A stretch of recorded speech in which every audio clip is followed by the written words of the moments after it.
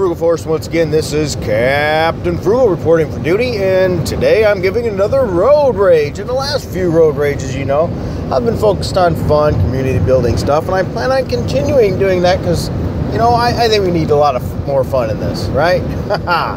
But today I want to talk about a topic that's a little bit more, well, a lot more serious actually, and it is a social media policy for comic book companies. Yes, we all know, we've probably all heard, if not, you're under a rock, about the DC comic social media policy. And, you know, as much as in theory, I like the idea, I'm not really for it. Now, before you burn me at the stake here, let me explain why. I am for freedom of speech. Now, freedom of speech doesn't mean freedom of repercussions from which that speech you made. Now, and we all make mistakes too. You know, I'm not saying hammer on people. But here's the thing. I don't know if that's really the way to solve it. Sure, that's an after effect. We want things fixed before it gets to that point. Do we really want to see somebody telling us to eat their hindquarters on Twitter, and then that's when the policy will take effect? Well, you would hope anyway, that would say, hey, don't do this and you're punished. Granted, I'm sure the policy was supposed to be preemptive, but most of the time a policy like that ends up being after the fact, so the damage has already been done. I think what the better choice would be, in my opinion, is to have media, PR, social media training, communications training within these professionals. And there's reasons why. Now, granted, they don't tend to have as many issues like this with cons and things like that at conventions and things. They're better personal contact, it seems like. You know, partially because certain people like Dan Slott otherwise probably think somebody's going to knock them out. And maybe not. I'm speculative there.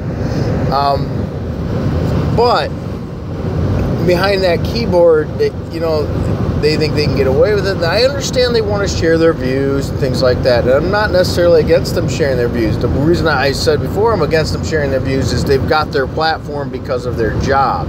You shouldn't be using your job's platform to tout your personal opinions. That should be done on your personal account. So, for example, if I would say I work for company XYZ, I shouldn't be having on my Twitter, hi, I'm blah, blah, blah, I work for XYZ is this, and you can suck my whatever it is, because that's just wrong. You know, and they say all kinds of vile things. So, therefore, here's why I think they need it. They need a training in advance. How do you conduct yourself?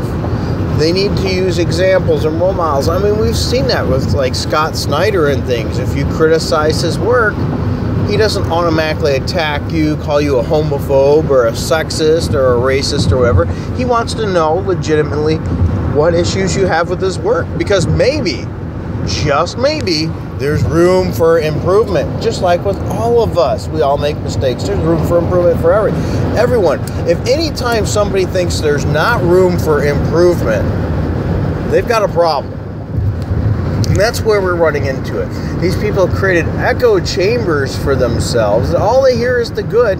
They never are accepting of anything that might run counter to what they believe about themselves. And they develop a thinning of their skin, and then they can no longer take it. And the next thing you know, if you say anything that rubs them the wrong way, you're an idiot talking crap in a Captain America mask or whatever they choose to throw at you. And once again, this is not I'm trying to stir partisanship. No, this is my opinions on it. And I'd like to know yours too, as well. Do you think a social media policy is the best way to go? Or do you think some advanced training within these corporations is the reasoning? And that's what I think. I think they need advanced training, and they're going to need a cultural change. That's part of the problem. This is all systemic and coming from the culture that they've bred. This culture needs to be reworked, and that takes time. Maybe a lot of people are starting to turn on C.B. Sabinsky now, saying he didn't do it, but this is not something that you do really fast. changing culture is not easy. You can't fire everybody and keep a company going. You have to slowly remove pieces and put new pieces in, and you hope that maybe with a few examples, a few moves, that people will fall in line. If not, then you start seeing the more viciousness. Now, I'm not saying he's doing great either. I don't know yet. I'm just still on the let's wait a little longer and see boat. Okay? Maybe I'm wrong there. Could be. I don't know. I don't have the ability to see the future. But I think that's what they need. They need some major training within the company. They need seminars. They need a professional to step in and say, hey, this is not how you do it. Maybe some marketing skills, because they definitely need that. This is not how you market a book. You know, what you do is you say something to the effect of, hey, I'm sorry you didn't like this book. Maybe you'd like this one. This one sounds like it might be more to your liking. Or, well, we hope that you check out our next storyline. Maybe that'll be more for you. There's ways to have tact in handling things.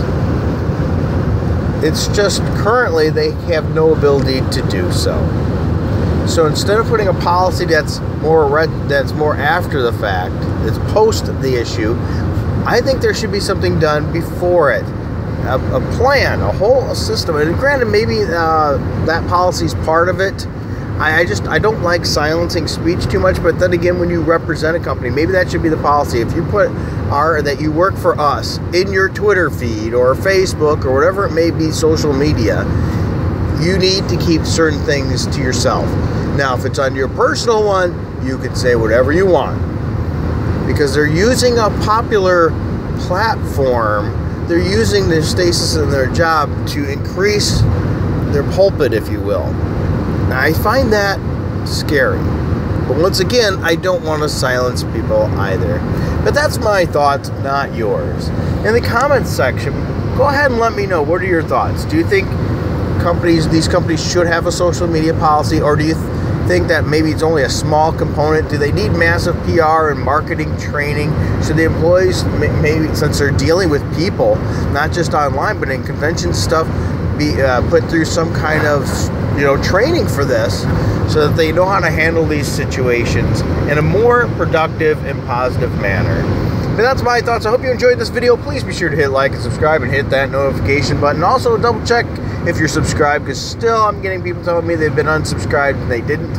Also, if you want to continue to help us too, me and Little Frugal, we do have a Patreon link right below. You can click on that and help us for as little as $1 a month. That is starting to grow a little bit, so if it's growing a little bit more, we have some really good plans for that, and we're very, very thankful. And until next time, keep it frugal.